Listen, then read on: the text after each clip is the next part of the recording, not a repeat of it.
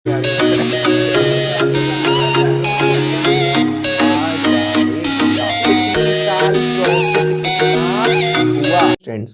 स्वागत है आपका मेरे चैनल कॉमर्स गुरुजी पर।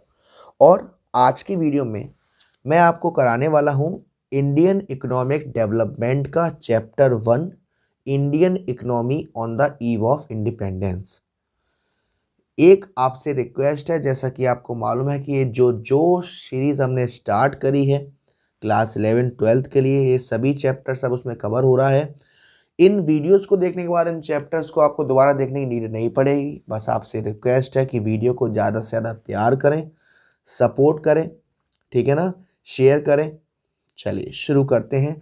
चैप्टर है आपका Indian economy on the eve of independence, यानी कि जब हमारा इंडिया इंडिपेंडेंस हुआ, यानी कि आज़ाद हुआ था, उसके कुछ टाइम बाद हमारी जो इंडियन इकोनॉमी थी, या उस वक्त, या जो भी आप कह सकते हो, उस वक्त हमारी जो इंडियन इकोनॉमी की हालत थी वो कैसी थी। हालत को मैंने यहाँ टाइटल दिया है, क्या से क्या हो गया, है ना, क्या से क्या हो गए देखते देखते। ये मैंने लाइन इसलिए यहाँ लिखी है कि जब हम ब्रिटिश सरकार ने इंडिया पर कब्जा करने से पहले इंडिया की क्या कंडीशंस थी और कब्जा करने के बाद उन्होंने क्या क्या बर्बाद कर दिया, वो इसके लिए मैंने यहाँ पर ये लाइन लिखी है, क्या से क्या हो गया देखते देखते। तो सबसे पहली हेडिंग है colonial exploitation of Indian economy under British rule. आप लोग चाहें तो साथ साथ ऐसे नोट्स बना सकते हैं। Colonial exploitation of Indian economy under British rule का मतलब होता है, यहाँ पर हम समझेंगे कि कॉलोनियल एक्सप्लॉयटेशन का मतलब होता है वो जगह जहाँ पे आपका राज चलता है, जहाँ पे आपकी हुकूमत चलती है। तो ब्रिटिश सरकार ने इंडिया पर कब्जा किया, वहाँ पे अपना कॉलोनियल रूल बना दिया, और जो हमारी इंडियन इकोनॉमी थी उसको एक्सप्लॉयटेट कर दिया, यानी कि बर्बाद कर दिया। एक तरीके से कह सकते हैं कि ऑडी कार और बच्चा चला रहा है, तो आप समझ सकते हो जब कोई एक ऑडी कार एक छोटा बच्चा चला रहा है तो वो उस ऑडी का क्या हाल करेगा। तो हमारे जो सेक्टर थे उन्होंने 3 सेक्टर बर्बाद कर दिए। एक हमारा एग्रीकल्चर सेक्टर, एक हमारा इंडस्ट्रियल सेक्टर, और एक हमारा इंटरनेशनल ट्रेड सेक्टर। कैसे वो समझते हैं। सबसे पहले हम बात करते हैं एग्रीकल्चर सेक्टर की। जो हमारा एग्रीकल्चर सेक्टर था वहाँ पर एक सिस्टम चलता है ज़मींदारी सिस्टम। ज़मींदारी सिस्टम में एक ज़मींदार होता है जो एक तरीके का मिडिल मैन होता है, यानी कि बिचौलिया कह सकते हो आप। अब ये क्या काम करता है, ये कुछ अमाउंट गवर्नमेंट को देता है, और जो लोग मतलब कि लैंड पर काम करते हैं उनसे पैसा लेता है, जितना चाहे उतना एज पर। अब यहाँ पर ब्रिटिश सरकार ने क्या करा, ब्रिटिश सरकार क्या करती थी, ब्रिटिश सरकार कुछ फिक्स पैसा, कुछ फिक्स इनकम गवर्नमेंट को देती थी, और बाकी जितना आउटपुट करवाना चाहे, जितना प्रोडक्शन करवाना चाहे करवाती थी, और ज़्यादा से ज़्यादा पैसा अपने पास रखती थी। उस पर कोई एक्स्ट्रा खर्चा भी नहीं करती थी, और जो वहाँ पर नेक खेतीबाड़ी करते थे लोग, उनको थोड़ा बहुत ही मिल पाता था। तो यहाँ पर क्या हुआ, ये ज़मींदारी सिस्टम को इन्होंने बेकार कर दिया, बर्बाद कर दिया। क्यों? क्योंकि ज़मींदार ही कौन हो गए, ओनर ऑफ द सॉइल, और जो लोग वहाँ पर काम करते थे वो टेलर ऑफ द सॉइल कहलाते हैं। अब यहाँ पर मैंने क्या बताया कि जो ज़मींदार है वो मिडिलमैन था, वो गवर्नमेंट को एक फिक्स्ड इनकम देने के बाद क्या हो गया, free to extract they wish much as they could, यानी कि अब वो जितना पैसा ले सकता है।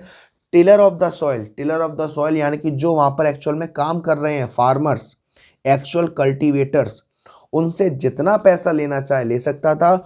उनको थोड़ा सा ही पैसा मिलता था जो कि उनके सर्वाइवल के लिए काफ़ी होता था, सर्वाइव कर पाए बस वो।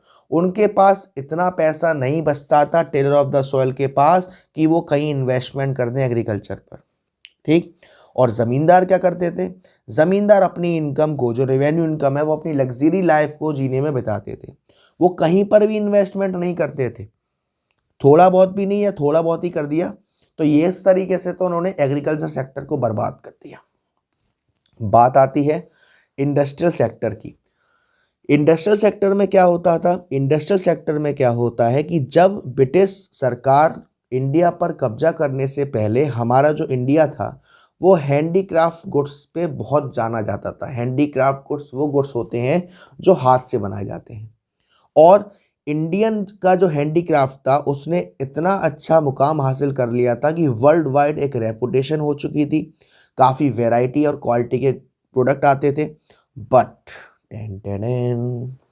क्या हुआ, ब्रिटिश गवर्नमेंट ने इनको बर्बाद कर दिया। ये जो हैंडीक्राफ्ट गुड्स थे, कैसे सर, जो फॉरेन की डिमांड थी, यानी कि बाहर जो हमारे हैंडीक्राफ्ट गुड्स जाते थे उन पर इन्होंने हैवी ड्यूटी लगा दी, ज़्यादा से ज़्यादा टैक्स लगा दिया, और जो हमारी डोमेस्टिक डिमांड थी उन्होंने इसको बर्बाद कर दिया ड्यूटी फ्री ब्रिटिश गुड्स। यानी कि इंडिया का जो रॉ मटेरियल था, जो प्राइमरी गुड्स था, वो सिर्फ ब्रिटेन में ही जाता था, ब्रिटिश सरकार के यहाँ, और जो ब्रिटिश सरकार से जो बने बनाए गुड्स आते थे वो इंडिया में आते थे। तो यहाँ से हमारा इंडस्ट्रियल सेक्टर भी भैया बर्बाद हो गया।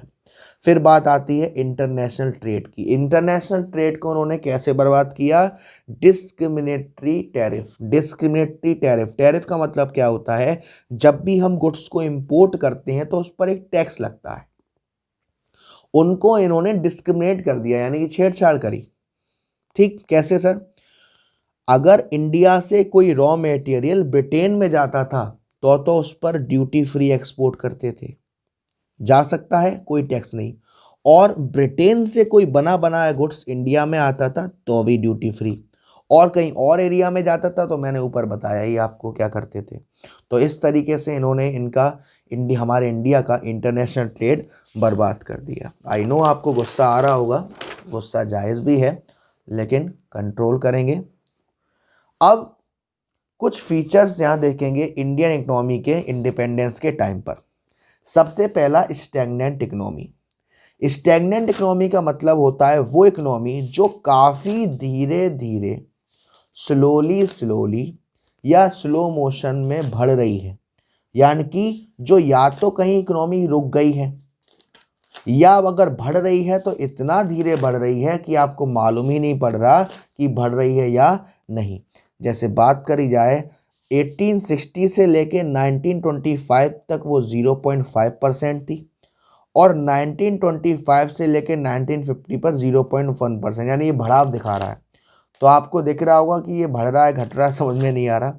अब इससे क्या हुआ, जो ज़्यादा से ज़्यादा मात्रा में हमारी पॉपुलेशन थी वो पॉवर्टी लाइन में चली गई।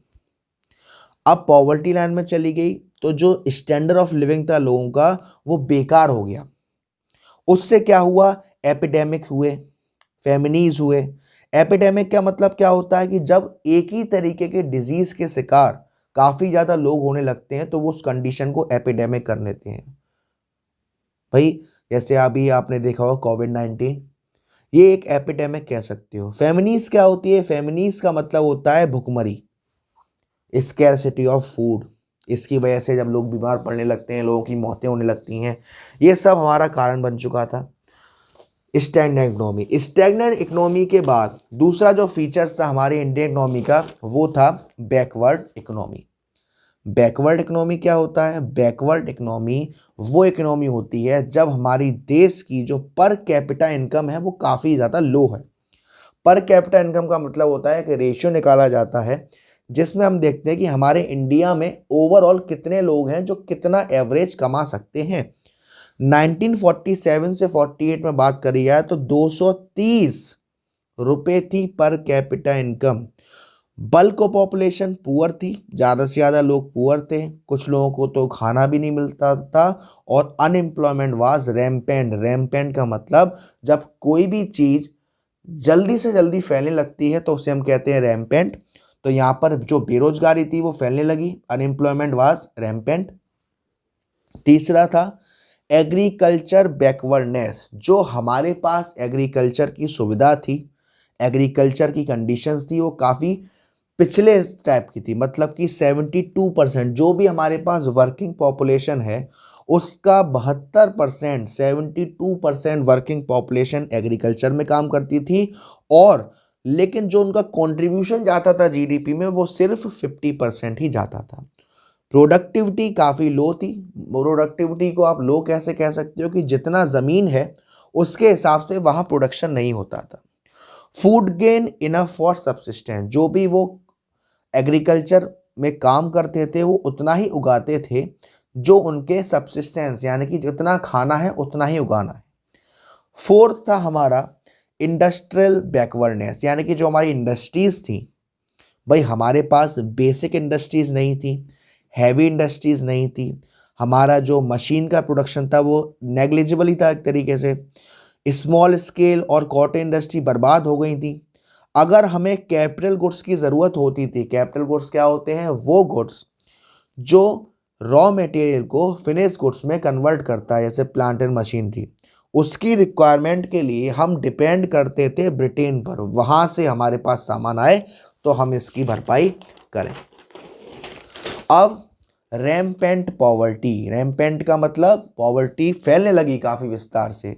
Bulk population was very poor, काफ़ी गरीब थी, किसी किसी लोगों पर तो 2 वक्त का खाना भी नहीं खा सकते थे, और ना रोटी है ना कपड़ा है, लैक्ड शेल्टर एंड फूड। ये ऐसा क्यों हुआ, क्योंकि वाइड स्प्रेड अनएम्प्लॉयमेंट, मोस्टली लोग हैंडीक्राफ्ट का काम करते थे, वो हैंडीक्राफ्ट इंडस्ट्री बर्बाद कर दी गई, जिस वजह से ये कंडीशन पैदा हो गई। फिर है हमारा पुअर इंफ्रास्ट्रक्चर। आई नो आपको समझ रहे होंगे ये फीचर्स की बात हो रही है। पुअर इंफ्रास्ट्रक्चर का मतलब क्या है हमारा, कि इंफ्रास्ट्रक्चर जहां आप जाते हो, एक जगह से दूसरे जगह जाने की सुविधा, बैठने की सुविधा, चलने की सुविधा, लाइटनिंग की सुविधा, कॉलिंग की सुविधा, इन सभी को आप पुअर इंफ्रास्ट्रक्चर कहते हो, सॉरी इंफ्रास्ट्रक्चर कहते हो। और अगर यही बेकार है तो इसको पुअर इंफ्रास्ट्रक्चर कहते हैं। जैसे कम्युनिकेशन की फैसिलिटी, ट्रांसपोर्ट की फैसिलिटी, है ना, जनरेशन ऑफ पावर की फैसिलिटी, कहीं कहीं पर लाइट है, कहीं कहीं पर लाइट नहीं है। ये इससे हमें मालूम पड़ता है कि हमारा जो इंफ्रास्ट्रक्चर है वो काफ़ी ज़्यादा बेकार है। हैवी डिपेंडेंस ऑन इम्पोर्ट, जैसा कि मैंने अभी बताया कि हम ज़्यादा से ज़्यादा डिपेंड थे इम्पोर्ट पर। अगर हमें मशीनरी चाहिए या कोई अदर इक्विपमेंट चाहिए तो हम ज़्यादा से ज़्यादा डिपेंड रहते थे ब्रिटेन पर, ठीक है ना। आर्म फोर्सेस चाहिए, डिफेंस इक्विपमेंट चाहिए, स्विंग मशीन चाहिए, मेडिसिन चाहिए, केरोसिन ऑयल चाहिए, बाइसिकल चाहिए, इन सभी चीज़ों के लिए हम बाहर के देशों पर डिपेंड थे। लिमिटेड अर्बनाइजेशन, लिमिटेड अर्बनाइजेशन का मतलब क्या होता है, अब लिमिटेड अर्बनाइजेशन का मतलब क्या होता है कि आपके 2 एरिया होते हैं, एक रूरल और एक अर्बन। रूरल लोग क्या होते हैं, जो आपकी कंट्री का तो हिस्सा है लेकिन आपके टाउन का हिस्सा नहीं है, जिन्हें आप हिंदी में शायद देहाती टाइप कहते हैं, देहाती। अर्बनाइजेशन में क्या होता है, जो आपकी कंट्री का भी हिस्सा है और आपके टाउन का भी हिस्सा है। तो यहाँ आपका लिमिटेड लगा हुआ है, यानी कि जो अर्बन लोग थे वो लिमिटेड थे। इंडिपेंडेंस के टाइम पर जो हमारी बल्क ऑफ पॉपुलेशन थी वो विलेजेस में रहती थी, और 1948 में सिर्फ 14% अर्बन एरिया था और 86% रूरल एरिया था, क्योंकि रूरल पॉपुलेशन पर अपॉर्चुनिटीज़ नहीं थी। एग्रीकल्चर्स के भाई एग्रीकल्चर से बाहर हैं तो उनके पास और भी अपॉर्चुनिटी नहीं है। फिर थी हमारी semi feudal economy. Semi feudal economy का मतलब होता है कि जो इंडियन इकोनॉमी थी वो ना ही फ्यूडल थी और ना ही कैपिटलिस्ट थी। फ्यूडल का मतलब फ्री और कैपिटलिस्ट का मतलब जिसमें गवर्नमेंट डिसाइड करती है क्या करना है कैसे करना है। तो ये सेमी फ्यूडल थी, यानी कि मिक्स्ड इकोनॉमी थी, या आप कह सकते हो सेमी फ्यूडल इकोनॉमी थी। मिक्स्ड इकोनॉमी में क्या होता था, मिक्स्ड इकोनॉमी में गवर्नमेंट डिसाइड करती थी क्या करना है कैसे करना है। तो इससे क्या हुआ, इससे हमारा जो प्रोडक्शन था वो लो हुआ, ये और बैकवर्ड एरिया में चले गए।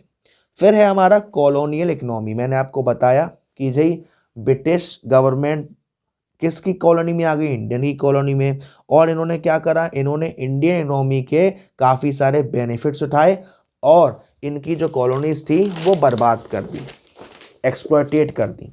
डोमेस्टिक इंडस्ट्री कैसे कर दी, हैवी इंडस्ट्रीज हैवी ड्यूटी लगा के रॉ मटेरियल को बाहर एक्सपोर्ट करते थे फ्री ऑफ टैक्स, और बाहर से बना बनाया गुड्स लाते थे। अब एग्रीकल्चर सेक्टर, अब हम सेक्टर्स पर ध्यान देंगे। पहला सेक्टर आपका एग्रीकल्चर सेक्टर। एग्रीकल्चर सेक्टर की बारे में देखेंगे कि ईव ऑफ इंडिपेंडेंस पर एग्रीकल्चर सेक्टर के क्या हालत थे। सबसे पहला मैंने बताया लो प्रोडक्शन एंड प्रोडक्टिविटी। जितना प्रोडक्शन होना चाहिए उतना प्रोडक्शन होता ही नहीं था। ठीक।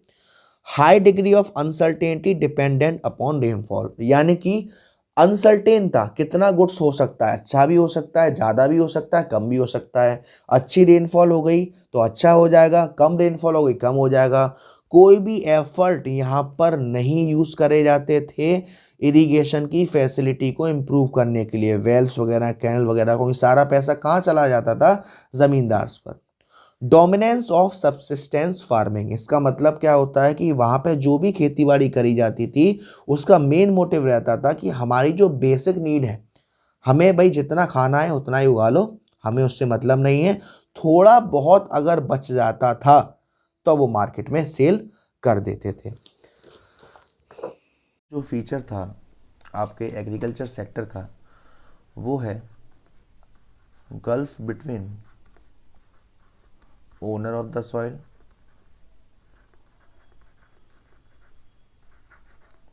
And tiller of the soil. इसका मतलब क्या है? आपने वो गल्फ तो देखा होगा जिसमें वो छोटी सी बॉल होती है, प्यारी प्यारी, उसे भेजा जाता है। तो ना, कहने का मतलब है कि एक गल्फ था, इतना बड़ा सा गल्फ मान सकते हो इसे, लेकिन ऑनर ऑफ द सॉइल और टिलर ऑफ द सॉइल के बीच में। ठीक, एक हिस्सा होता था ऑनर ऑफ द सॉइल का और एक हिस्सा होता था टिलर ऑफ द सॉइल का, लेकिन जो आउटपुट शेयर किया जाता था वो ज़्यादा से ज़्यादा ऑनर ऑफ द सॉइल ले जाता था, और जो टिलर ऑफ द सॉइल था यानी कि जो मेन फार्मर्स थे जो वहाँ पर काम करते थे उनको थोड़ा बहुत ही मिल पाता था ताकि वो अपनी सब्सिस्टेंस कर सकें, सर्वाइव कर सकें। फिफ्थ जो पॉइंट था वो था आपका small and fragmented holding.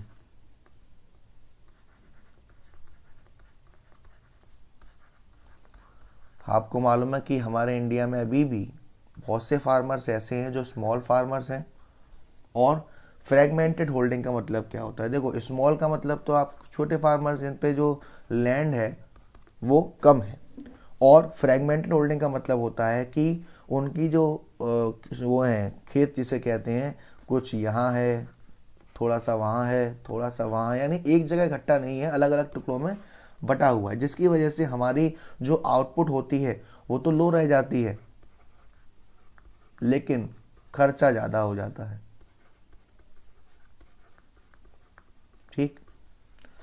6 point था हमारा लैंड रेवेन्यू सिस्टम। ये कि हमने जब इस चैप्टर को जब स्टार्ट ही किया था तब मैंने आपको समझाया था land revenue system under the British राज।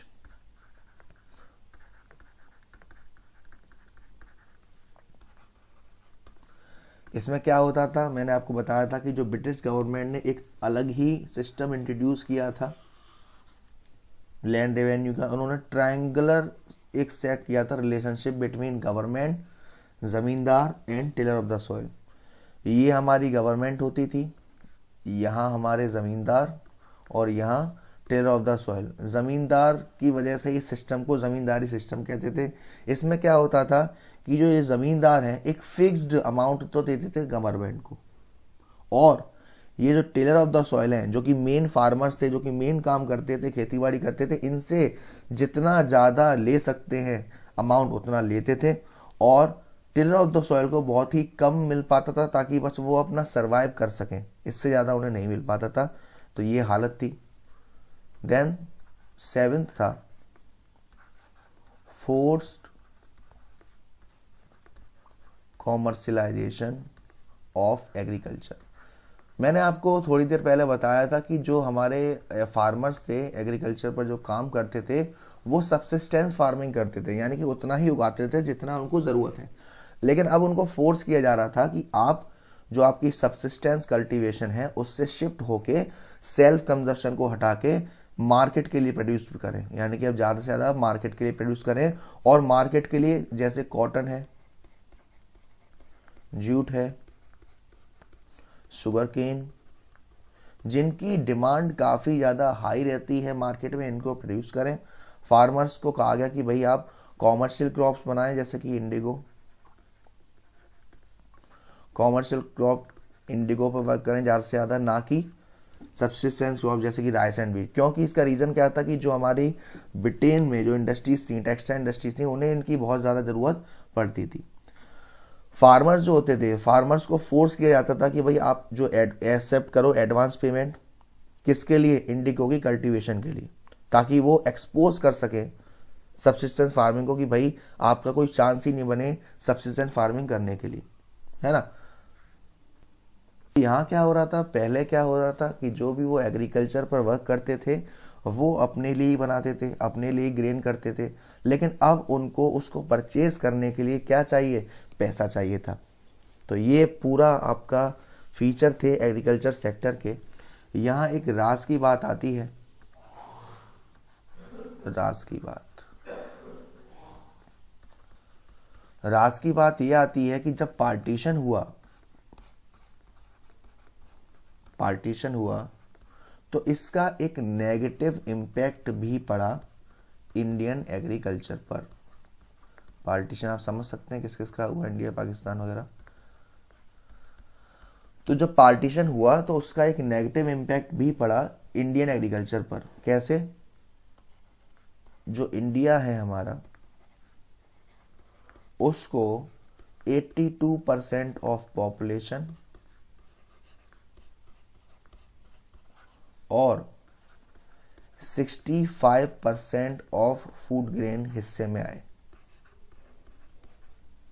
ठीक, जो 65% थे फूड ग्रेन एरिया वो हिस्से में आए और 82% ऑफ पॉपुलेशन हिस्से में आई है। प्लस जो रिच फूड थे, जहाँ पे रिच फूड प्रोड्यूस किए जाते थे, वेस्ट पंजाब, वो पाकिस्तान के पास आ गए, जिस वजह से फूड क्राइसिस होने लगी कंट्री में, जिसे हम कहते हैं फैमिनीज, है ना। तो एक और फैमिली थी, बंगाल फैमिली, 1943 में हुआ था। ये आपको याद रखना है। फैमिनी का मतलब क्या होता है? Shortage of food, crop failure की वजह से, हंगर की वजह से, है ना।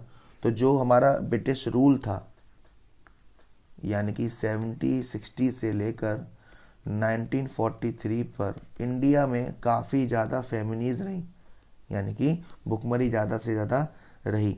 और इसका जो मोस्ट इम्पैक्ट पड़ा वो बंगाल पे पड़ा था 1769 से 70 तक। ठीक है, 85 मिलियन से भी ज़्यादा लोग की मौत हुई थी फैमिनीज की वजह से, है ना। तो ये सब आपको माइंड में याद रखने की चीज़ें हैं। तो ये तो मैंने आपको बताया हमारे एग्रीकल्चर सेक्टर के बारे में। अब हम थोड़ी बात कर लेते हैं हमारे इंडस्ट्रियल सेक्टर के बारे में कि भाई इंडस्ट्रियल सेक्टर के क्या हाल थे। हाल तो किसी के बढ़िया नहीं थे, सब बेहाल थे। लेकिन जो इंडस्ट्रियल सेक्टर था, ईव ऑफ इंडिपेंडेंस पर इनके क्या हाल थे। जो हमारी इंडस्ट्रियल सेक्टर था उसको कहा जा रहा था systematic deindustrialisation. Systematic deindustrialisation, इसका मतलब क्या है? ये वो टर्म है जो डिस्क्राइब करता है हमारे इंडस्ट्रियल सेक्टर का स्टेटस। और हमारे इंडस्ट्रियल सेक्टर का स्टेटस क्या था ब्रिटिश रूल में? पहला, हमारे इंडिया में फेमस जो ट्रेडिशनल हैंडीक्राफ्ट थे, ट्रेडिशनल हैंडीक्राफ्ट इंडस्ट्री थी, वो आपको मालूम था कि ब्रिटिश गवर्नमेंट ने डिस्क्रिमिनेट पॉलिसी लाए थे। अगर हम हैंडीक्राफ्ट गुड्स को बाहर बेचते थे ब्रिटेन के अलावा तो काफ़ी ज़्यादा एक्सपोर्ट ड्यूटी, हैवी ड्यूटी देना पड़ता था। तो इससे क्या हुआ, जो हैंडीक्राफ्ट थे उनका जो मार्केट था वो धीरे धीरे ख़त्म हो गया। ठीक है ना। अब डिके ऑफ हैंडीक्राफ्ट में और कौन कौन से पॉइंट थे आपका? पहला तो था आपका discriminatory tariff policy of the state.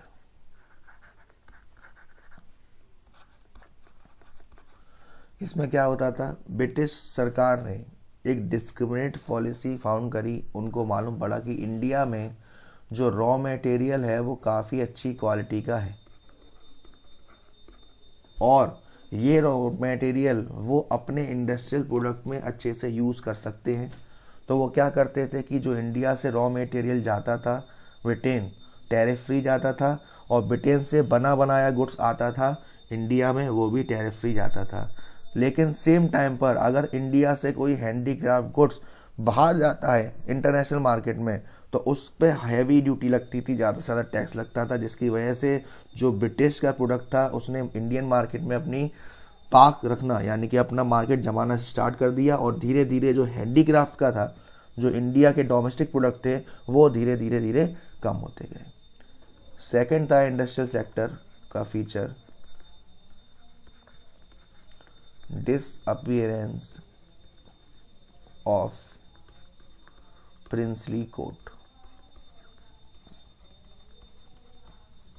यहां आपसे नाम समझ में आ रहा है कि ब्रिटिश सरकार से पहले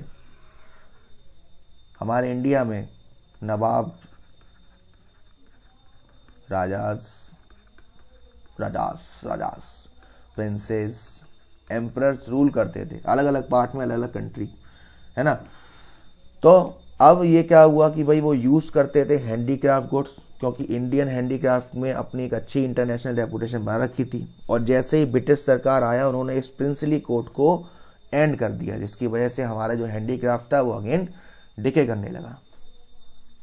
देन आपको मालूम है कि भाई जो हमारी ब्रिटिश सरकार थी उसने इंपोर्ट किए थे बने बनाए गुड्स इंडिया में टैरिफ फ्री, तो वहाँ हमारा कंपटीशन बढ़ने लगा।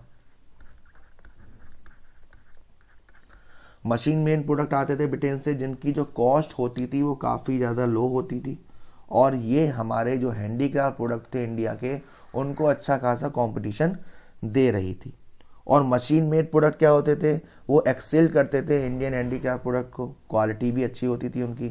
तो यहाँ पर उन्हें कंपटीशन फेस करना पड़ता था, और जितने भी इंडियन क्राफ्टमैन थे जो हैंडीक्राफ्ट गुड्स को बनाते थे, उनको अपना काम बंद करना पड़ा।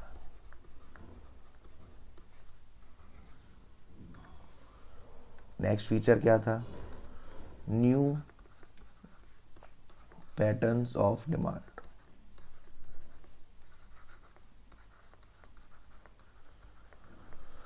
न्यू पैटर्न्स ऑफ डिमांड का मतलब क्या है कि जैसे जैसे ब्रिटिश कल्चर हमारे इंडिया में इमर्ज करने लगा, इंडिया में वेस्टर्न लाइफस्टाइल को जीने का तरीका आने लगा, वेस्टर्न चीज़ों की डिमांड बढ़ने लगी, ब्रिटिश प्रोडक्ट की डिमांड बढ़ने लगी, जो कि ब्रिटिश के फेवर में ही जा रही थी। और जैसे कि उनकी डिमांड बढ़ने लगी, डिमांड का नया पैटर्न आने लगा, सो उसको क्या करा गया, उसको डिके हो गया।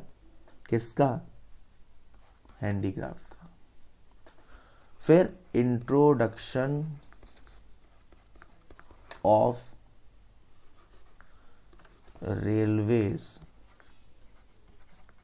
In India. अब यहाँ का मतलब क्या है, क्या ये हमारे लिए बढ़िया है कि भाई हमारे इंडिया में रेलवे का इंट्रोडक्शन हुआ? देखो बेटा, इंडिया में जो रेलवे का इंट्रोडक्शन हुआ था वो इसलिए हुआ था कि जो ब्रिटिश सरकार है वो अपने मार्केट को बढ़ाना चाह रही थी और अपनी कॉस्ट को कम करना चाह रही थी, ठीक है ना।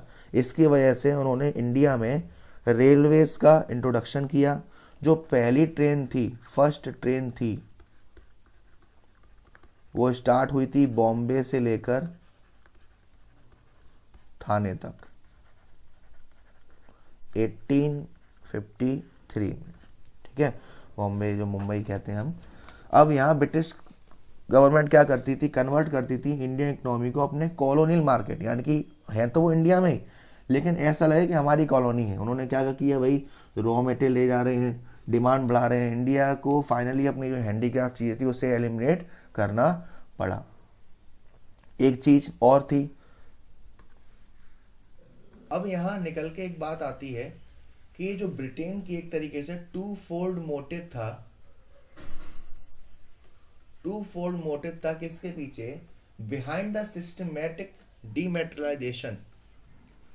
यानी कि ये जो ब्रिटेन का मोटिव था, twofold motive behind the systematic dematerialisation, इससे क्या हुआ पहला इसका मोटिव था कि जो इंडिया की वेल्थ है रॉ मटेरियल की, India's wealth of raw material,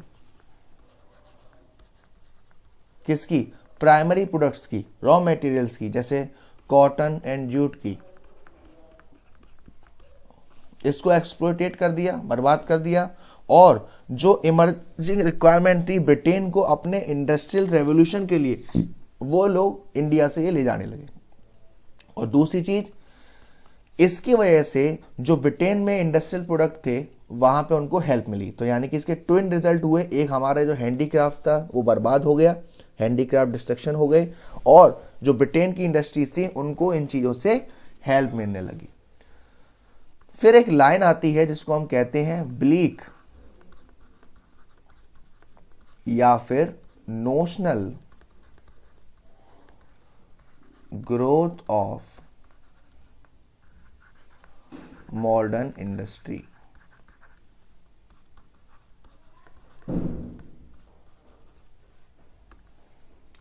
bleak notional growth of modern industry. इसमें क्या हुआ कि जो ब्रिटिश राज चल रहा था उसमें हमें सिर्फ एक ब्लीक ग्रोथ ही दिखाई देती थी, ब्लीक यानी बहुत ही कम, है ना। और जो हमारा सेकेंड हाफ था 19th सेंचुरी का, उसमें हमें कुछ चीजें ऑब्जर्व करने को मिली। पहली चीज क्या थी, कुछ इंडस्ट्रीज थी जो इस्टेब्लिश करी गई प्राइवेट एंटरप्रीनियर द्वारा, यानी कि प्राइवेट इंडस्ट्री। इसमें कौन कौन सी थी, आयरन एंड स्टील, जिसको हम कहते हैं Tata iron and steel company, TISCO कह सकते हैं। ये आई थी आपकी 1907 में बनी थी, जो कि शुगर, सीमेंट एंड पेपर की भी इंडस्ट्रीज थी।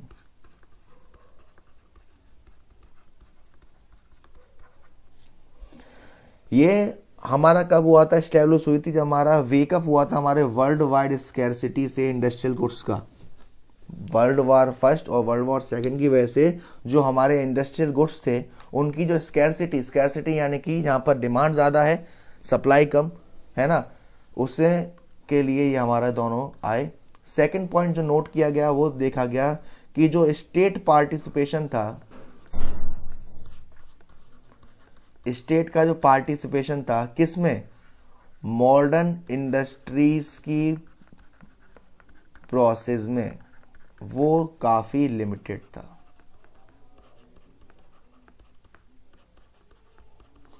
जैसे रेलवे और कम्युनिकेशन पर ही वो ध्यान देते थे, जिसको हेल्प मिलती थी भाई Indian market for the British product, ठीक है ना।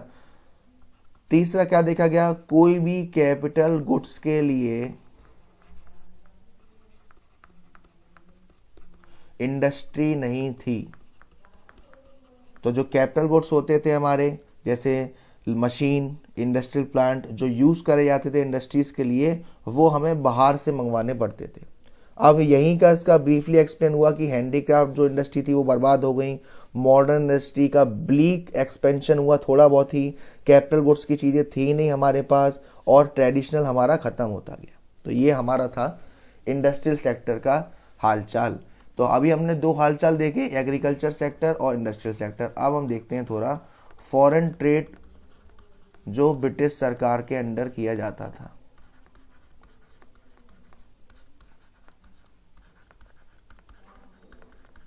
Foreign trade under British rule, आपको शायद मैंने बताया भी था लेकिन हम दोबारा समझेंगे कि इसमें होता क्या था कि इंडिया के पास एक खूब अच्छा एरिया था फॉरेन ट्रेड को करने के लिए। तो जो रोमन्स थे वो इंडिया को कहते थे सिंक ऑफ वर्ल्ड्स बुलियन, लेकिन इंडिया ने इसको खत्म कर दिया। जो कि इंडिया एक वेल नोन एक्सपोर्टर होता था फिनिश गुड्स का, जैसे fine cotton, silk, textile, iron goods, wooden goods, है ना, और प्रीशियस स्टोन। ब्रिटिश ने इसको कन्वर्ट कर दिया क्या, net exporter of raw material.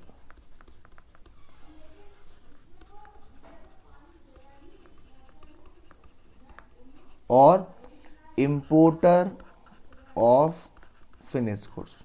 आपको मालूम है भाई, वो रॉ मटेरियल एक्सपोर्ट करते थे ब्रिटेन में और वहाँ से फिनिश गुड्स इंपोर्ट करते थे और इन पर डिस्क्रिमिनेट पॉलिसी लगाते थे। फ्री ऑफ कॉस्ट सामान मतलब टैक्स से आता था और जाता था, है ना।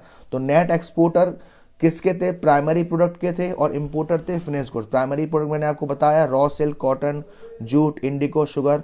और अदर टाइम पे ये जो हमारे फिनिश गुड्स होते थे उनके ये क्या होने लगे, ये हमारे नेट इंपोर्टर होने लगे। तो इससे क्या हुआ, जो कंपोजिशन था एक्सपोर्ट और इंपोर्ट का वो रिफ्लेक्ट कर रहा था हमारे इंडिया को बैकवर्ड यानी पिछड़े में धकेल रहा था।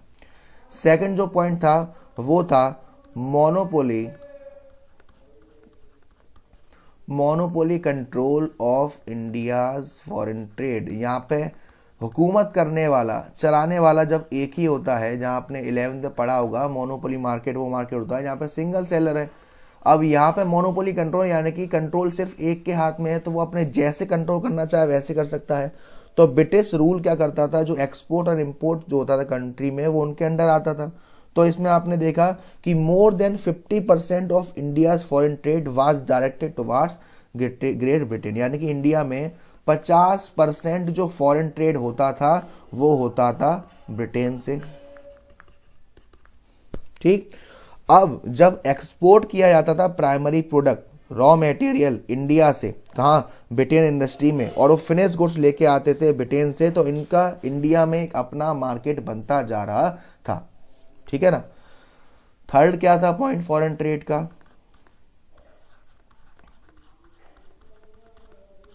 भाई ट्रेड तो होता था, अच्छा खासा ट्रेड होता था, अच्छा खासा पैसा भी आता था, लेकिन उसका बेनिफिट इंडिया को थोड़ी ना हुआ, उसका बेनिफिट तो ब्रिटिश को हुआ।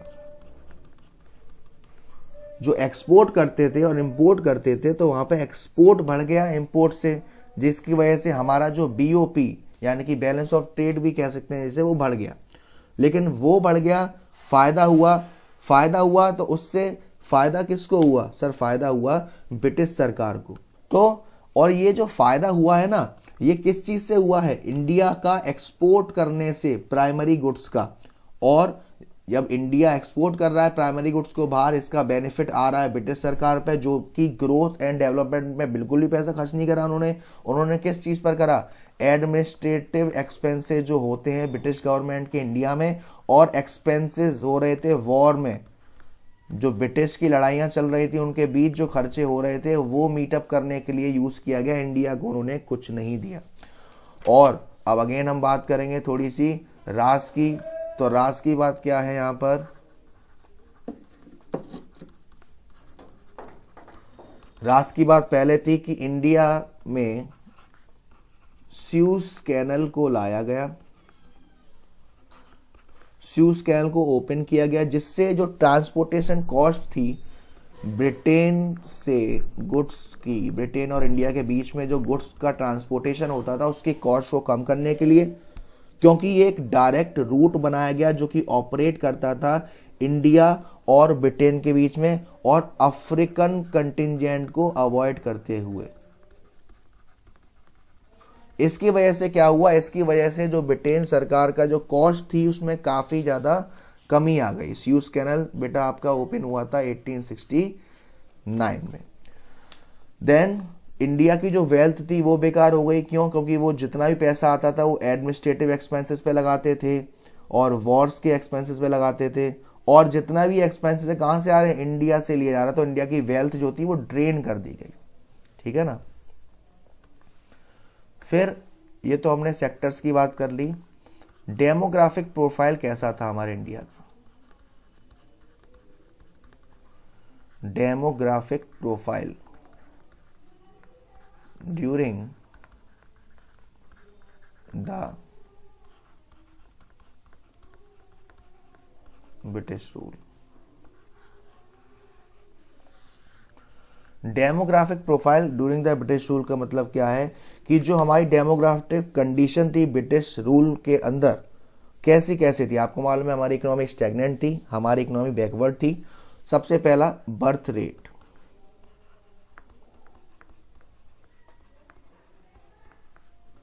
And death rate. Birth rate and death rate में क्या था कि जो बर्थ रेट और डेथ रेट था वो दोनों ही हाई था। अगर बात करी जाए बर्थ रेट की तो वो 48% था पर 1000 में, और जो डेथ रेट था वो भी 40 था पर 1000 में। ठीक है ना। तो जैसे कि हाई बर्थ रेट था तो हाई डेथ रेट था, जिससे हमारी एक मैसिव पॉवर्टी इंक्रीज हो रही थी। सेकंड आता है इन्फेंट मोर्टेलिटी रेट।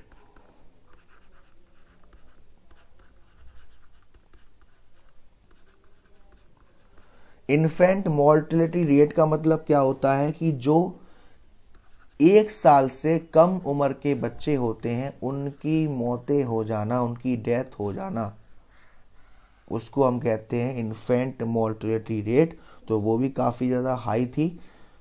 1000 बच्चों में 218 बच्चों की मौत हो जाती थी, है ना। और वहीं अभी प्रेजेंट की बात करें तो वो 32 है पर 1000 में, यानी 1000 बच्चे अगर जन्म लेते हैं तो करीब 32 बच्चे ऐसे रहे होते हैं जिनकी 1 साल के अंदर मौत हो जाती है। तो हाई इन्फेंट मोर्टेलिटी रेट एक साइन है कि हमारी जो हेल्थ केयर है वो काफ़ी ज़्यादा बेकार है, काफ़ी ज़्यादा पुअर है। कब? ब्रिटिश के रूल में। थर्ड था लाइफ एक्सपेक्टेंसी। लाइफ एक्सपेक्टेंसी का मतलब क्या होता है? लाइफ एक्सपेक्टेंसी का मतलब कि एक जो इंसान है वो एवरेज कितना जी सकता है, उसकी एवरेज लाइफ कितनी हो सकती है। तो जब तब की बात करी जाए तो लाइफ होती थी 32 ईयर्स, यानी बेसिकली 32 से 33 साल में इंसान की मौत हो जाती थी। अब तो 100 सेंचुरी मार रहे हैं। और प्रेजेंट है 69.4 ईयर्स। लो लाइफ एक्सपेक्टेंसी भी रिफ्लेक्ट करती है हमारी हेल्थ केयर फैसिलिटी को, अवेयरनेस को। और फोर्थ जो था डेमोग्राफिक प्रोफाइल, वो था हमारा लिटरेसी रेट। लिटरेसी रेट का मतलब क्या होता है? लिटरेसी रेट का मतलब होता है उन लोगों की संख्या जो बोल लिख सकते हैं, पढ़ सकते हैं। उस समय सिर्फ 16% ऐसे लोग थे जो लिटरेसी रेट थी, यानी कि 16% ऐसे लोग थे जो पढ़ लिख नहीं पाते थे। ठीक है ना। लेकिन अभी बात करी जाए फीमेल लिटरेसी रेट की तो वो अभी भी कंडीशन खराब है। स्टिल 7% ऐसे लोग हैं जो लिटरेसी रेट में आ रहे हैं। तो ये डेमोग्राफिक कंडीशन थी, डेमोग्राफिक प्रोफाइल थी। अब कुछ नोटेबल पॉइंट थे। कौन से? कुछ राज की बात है। सर क्या बार बार राज की बात बताते हैं।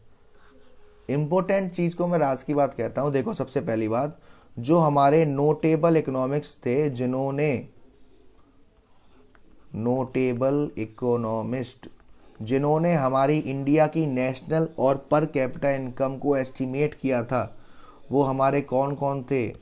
दादा भाई नेहरू,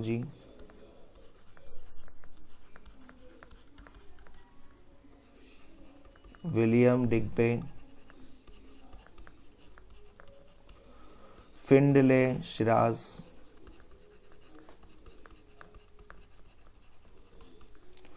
VKRV राव और RC देसाई। और इनका कहना भी था कि जो फर्स्ट हाफ था 20th सेंचुरी का, वहाँ पे जो नेशनल इनकम की ग्रोथ थी, पर कैपिटा इनकम की ग्रोथ थी, वो काफ़ी कम थी।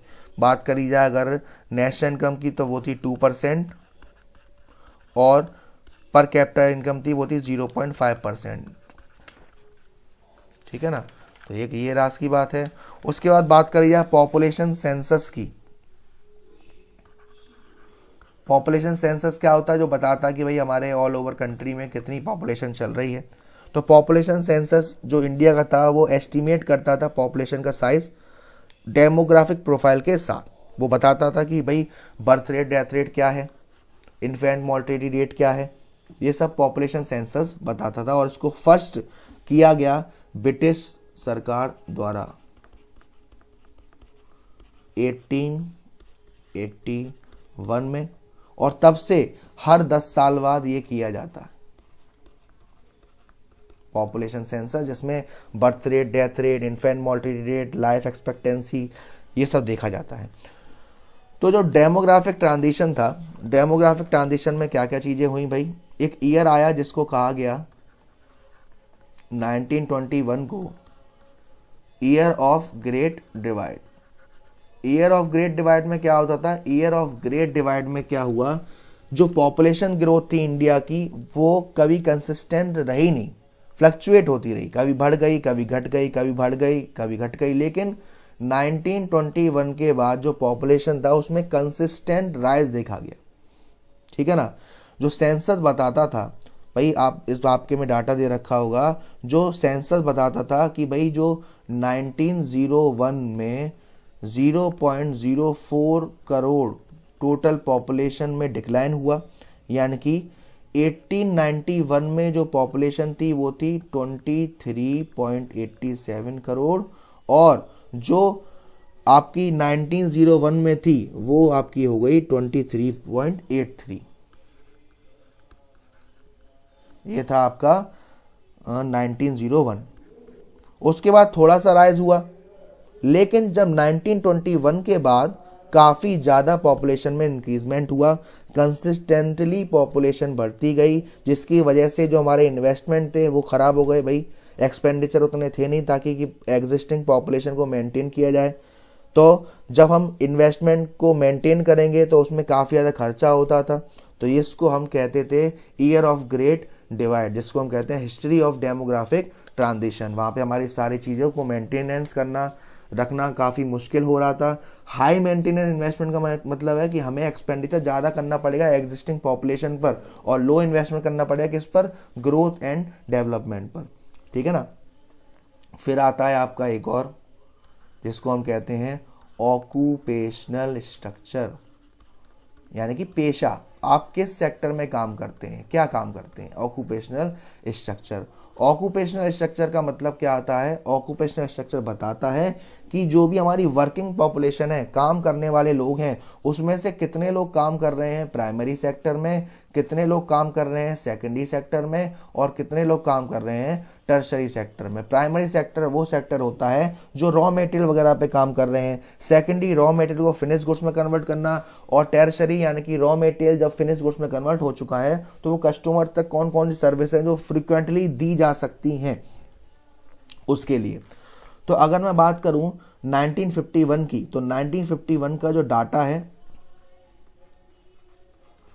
उसमें जो प्राइमरी सेक्टर था उसमें करीब करीब 72.7% लोग ऐसे थे जो प्राइमरी सेक्टर पर काम करते थे, ठीक। 10.1% ऐसे लोग थे जो सेकेंडरी में काम करते थे, और 17.2% ऐसे लोग थे जो टर्सरी में काम करते थे। प्राइमरी सेक्टर में क्या क्या, जैसे agriculture labour, fishery, animal husbandry, plantation, mining. Secondary industry में small and large scale industries थी, बिल्डिंग कंस्ट्रक्शन था। टर्सरी सेक्टर में क्या था, trade and commerce, transport, storage and है ना, ये सारी चीज थी। तो इसमें क्या हुआ भाई, जो एग्रीकल्चर था उसको एक प्रिंसिपल सोर्स ऑफ ऑक्यूपेशन माना गया। क्यों, क्योंकि इंडिपेंडेंस के टाइम पर 72.7% वर्किंग पॉपुलेशन एग्रीकल्चर में एंगेज थी।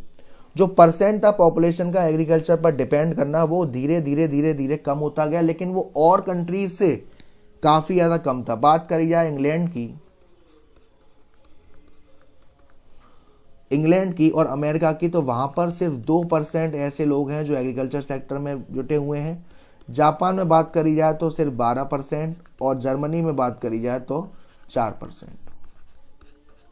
तो इसकी वजह से जो हमारा एक इंडियन इकोनॉमी थी वो बैकवर्डनेस में थी। दूसरी बात करी जाए इंडस्ट्रीज की, तो इंडस्ट्रीज में एक सिग्निफिकेंट सोर्स ऑफ ऑक्यूपेशन होता है। सिर्फ 9% ऐसे लोग थे वर्किंग पॉपुलेशन में से जो उस समय इंडस्ट्रीज में काम कर रहे थे, है ना। इंडस्ट्री जैसे कि कुछ चीज़ को मैन्युफैक्चर करना। वहीं बात करी जाए दूसरी सिटीज़ की, तो 32% थे यूएसए में इंडस्ट्रीज में लोग काम कर रहे थे। 42% of working population industry sector में काम कर रही थी इंग्लैंड में, और 39% ऑफ वर्किंग पॉपुलेशन जापान में काम कर रही थी। तो इसलिए आपने देखा होगा कि बाहर की तकनीक हमारी तकनीक से कितनी हाई अपडेट होती है। और तीसरा होता था अनबैलेंस ग्रोथ। अनबैलेंस ग्रोथ में क्या होता है, अनबैलेंस ग्रोथ में होता है कि भाई सबको इक्वली पैसा नहीं मिला, कभी प्राइमरी बढ़ गया, कभी सेकेंडरी बढ़ गया, कभी टर्सरी बढ़ गया, है ना। तो एग्रीकल्चर एक मीन्स ऑफ सब्सिस्टेंस रहा। जितना ज़्यादा आप एग्रीकल्चर पर डिपेंड रहेंगे उतना ज़्यादा जो हमारा ऑक्यूपेशनल स्ट्रक्चर है वो हमारा क्या होगा, जो अवेलेबिलिटी है ऑफ लैंड की वो कम होती जाएगी, है ना। फिर आता है आपका, जिसको हम कह सकते हैं एक तरीके से लास्ट सेक्टर था, इंफ्रास्ट्रक्चर। इंफ्रास्ट्रक्चर में क्या होता था भाई, इंफ्रास्ट्रक्चर में क्या होता है, एलिमेंट्स होते हैं, उनको दो पार्ट में बांटा जाता है। एक होते हैं इकोनॉमिक चेंज,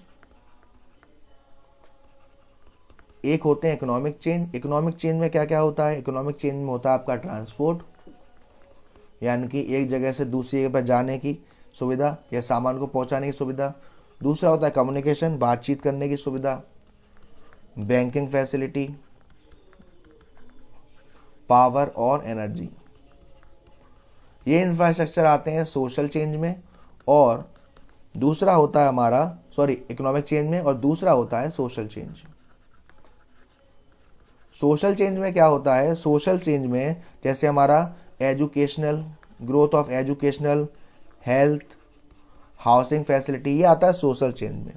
तो जो हमारा इंफ्रास्ट्रक्चर था वो उस समय काफ़ी ज़्यादा अच्छा नहीं था, क्योंकि वहाँ हमारे पास ट्रांसपोर्ट के लिए सिर्फ रेलवे था, और रेलवे क्या करता था कि जो फिनिश गुड्स हैं वो लेके आता था इंडिया में, है ना, और इंडिया के रॉ मटेरियल बाहर जाते थे, ठीक है ना। उसके बाद यहाँ क्या होने लगा कि जो रेलवे थे वो डेवलप्ड हुए ट्रांसपोर्ट करने के लिए, जो भी हमारे फिनिश गुड्स हैं ब्रिटेन में उनको ट्रांसपोर्ट करने के लिए हुए, ठीक है ना। उनका एम क्या था कि हमारा जो मार्केट है ब्रिटिश प्रोडक्ट का इंडिया में ज़्यादा से ज़्यादा करें। पोर्ट्स जो थे, पोर्ट वगैरह थे, वो क्या करे गए, हैंडल करने के लिए export of raw material Britain और इंपोर्ट करने के लिए finish goods from Britain. Post and Telegram थे, वो डेवलप करने के लिए, जो हमारे एडमिनिस्ट्रेटिव लोग हैं उनकी एफिशिएंसी बढ़ाने के लिए। रोड डेवलप करी गई कि हम अपने रॉ मटेरियल को ट्रांसपोर्ट कर सके ब्रिटेन में। तो ये सारी चीज बेसिकली बेनिफिट किसको दे रही थी, ब्रिटिश सरकार को। तो अब इनका एक पॉजिटिव इंपैक्ट भी हो सकता है और नेगेटिव इंपैक्ट भी हो सकता है। किसका, रेलवे का। पॉजिटिव इंपैक्ट और नेगेटिव इंपैक्ट। पॉजिटिव इंपैक्ट क्या होता था कि जो रेलवे था वो फैसिलिटेट करता था एक्सपेंशन को डोमेस्टिक मार्केट में, यानी कि एक्सपोर्ट और इंपोर्ट एक तरीके से बढ़ने लगे इंडिया के। उसके बाद जो रेलवे होता था, जो हमारा कॉमर्शलाइजेशन था, यानी पहले लोग क्या करते थे, पहले लोग सिर्फ उतना ही बनाते थे जितना खाना है, लेकिन अब इसकी वजह से उनका आउटलुक चेंज होने लगा, वो कॉमर्शलाइजेशन में चेंज होने लगे, है ना। तीसरा पॉजिटिव इंपैक्ट क्या था कि जो रेलवे था उन्होंने अनेबल किया कि जो बैरियर्स थे, जो डिस्टेंस के बैरियर्स थे कि सामान एक जगह से दूसरी जगह नहीं पहुंच पाता था, अब वो पहुंचने लगा, और जो मूवमेंट था वो जल्दी जल्दी होने लगा, यानी एक जगह से दूसरी प्रोडक्ट पहुंचाने में काफ़ी जल्दी होने लगी। नेगेटिव इंपैक्ट क्या है कि भाई रेलवे ने कॉलोनियल एक्सप्लॉयटेशन में कंट्रीब्यूट किया, क्योंकि प्राइमरी गुड्स इजीली जा रहे थे और फिनिश गुड्स इजीली आ रहे थे, है ना। और इससे हमारा क्या हुआ, इससे हमारा जो डोमेस्टिक मार्केट था, इन ब्रिटिश सरकार ने अपना मार्केट इंडिया में अच्छे से बना लिया। तो अगर आपसे ये पूछा जाए कि क्या कोई पॉजिटिव इंपैक्ट है इस चीज का इंडिया में, यानी कि इंडिया में जो ब्रिटिश सरकार ने रेलवे का इंट्रोडक्शन किया था उससे कोई एक पॉजिटिव इंपैक्ट है, अगर देखा जाए तो देखो कुछ इंपॉर्टेंट पॉइंट आते हैं। एक आता है commercial outlook of the farmers. भाई पहले क्या होता था, पहले फार्मर उतना ही बनाते थे जितना वो खा सकें, लेकिन अब क्या किया गया, अब उनका आउटलुक चेंज होने लगा। अब वो उतना भी बना रहे थे कि वो मार्केट में सेल करने लगे। न्यू अपॉर्चुनिटी मिल रही थी एम्प्लॉयमेंट की, जैसे जैसे रेलवेज बढ़ रहा था, रोडवेज बढ़ रहे थे, न्यू अपॉर्चुनिटी मिल रही थी इकोनॉमिक एंड सोशल ग्रोथ की। फेमिनीज कंट्रोल में थी, यानी फेमिनीज क्या होती है, भुखमरी थी, वो थोड़ी कंट्रोल में थी, ठीक है ना। उसके बाद मॉनेटरी सिस्टम ऑफ एक्सचेंज बढ़ने लगा, बार्टर सिस्टम से चेंज होकर मॉनेटरी सिस्टम में आ गए। और आई होप आपको बार्टर सिस्टम पता होगा, गुड्स के बदले गुड्स एक्सचेंज किए जाते हैं, पैसे के बदले पैसे एक्सचेंज किए जाते हैं। और लास्ट था एफिशिएंट सिस्टम ऑफ एडमिनिस्ट्रेशन, यानी कि जो ब्रिटिश गवर्नमेंट थी इंडिया में, उन्होंने एक लीगेसी इफेक्ट डाला। लीगेसी इफेक्ट क्या हुआ कि जो भी उनकी पॉलिसीज होती थी, पॉलिटिशियंस के काम होते थे, वो सब प्लान मैनर में चलते थे। तो ये आपका पहला चैप्टर यहाँ ख़त्म होता है। इसके जो इम्पोर्टेंट क्वेश्चंस हैं, जो इम्पोर्टेंट पार्ट है, वो मैं कोशिश करूँगा कि वीडियो की लिंक, इम्पोर्टेंट क्वेश्चन की लिंक डिस्क्रिप्शन में डाल दूँ। तो अगर तुरंत ना मिले तो कुछ दिनों बाद देखना, इसके इंपॉर्टेंट क्वेश्चंस की लिंक आपको मिल जाएगी। तब तक के लिए बस सपोर्ट करते रहिए, वीडियो को ज़्यादा से ज़्यादा प्यार देते रहिए, लाइक करें, शेयर करें, सब्सक्राइब करें। Thank you so much.